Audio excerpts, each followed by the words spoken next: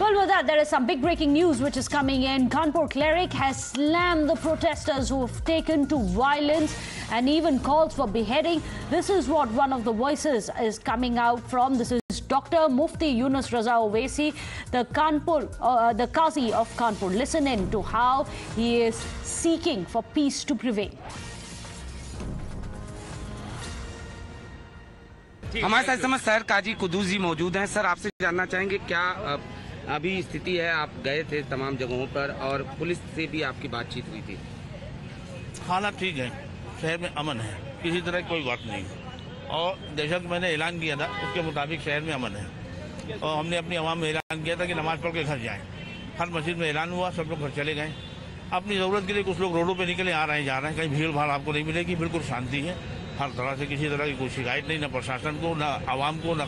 Ma'am, you were saying that it was a spontaneous protest, but you could see, ma'am, 50 to 100 people gathered there. They had a poster giving a proper messages that they wanted to give, that the Delhi police should arrest Nupur Sharma. So, ma'am, on the face of it, it does not look like a spontaneous protest, ma'am, by the number of people who had that poster in their hands.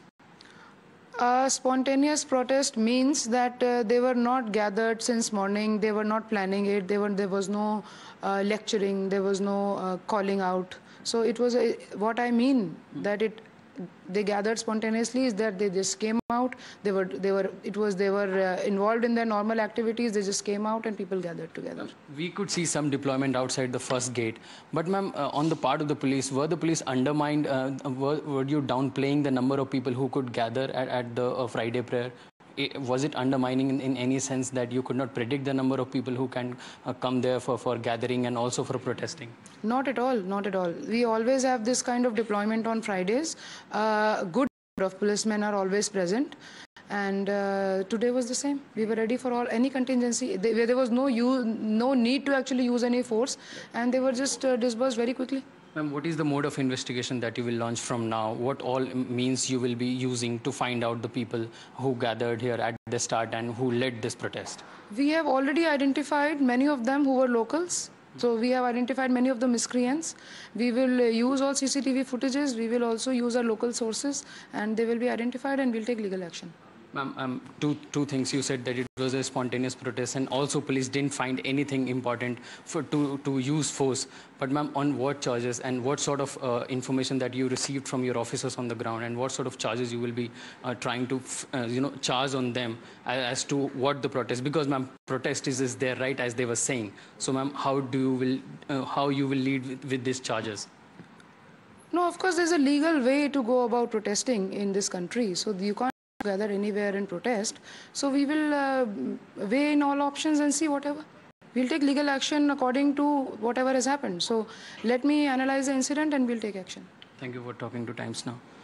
Well, she is saying that she has enough evidence and that all the mode of investigation will be used to find out how this gathering happened, and that police were ready and it was not undermining on any part, that they could not pick that how many people can gather there and there will be protest. She is also mentioning that they could predict, as the number of people always come to Friday prayer in the Jama Masjid. The situation was not completely different this time around as well. She reiterated that there was no use of force from the police as there was no requirement. With video journalist Jaspreet Mayank for Times Now. Amir continues to stay on with us. Amir, much of this started with Nupur Sharma's comments. Now, the party has acted and in the right direction, many say. But then what about these kind of protests only escalating? Because ever since her suspension, we've seen how there has been a greater call that has been given via social media, via various other platforms to only take the protests ahead. So what's really going on there? Sorry to interrupt you. I believe there are more protest shots which are coming in from Srinagar. These are visuals coming in from Batmalu. And I believe Sohail is joining us with the very latest. We've seen some of the protests earlier.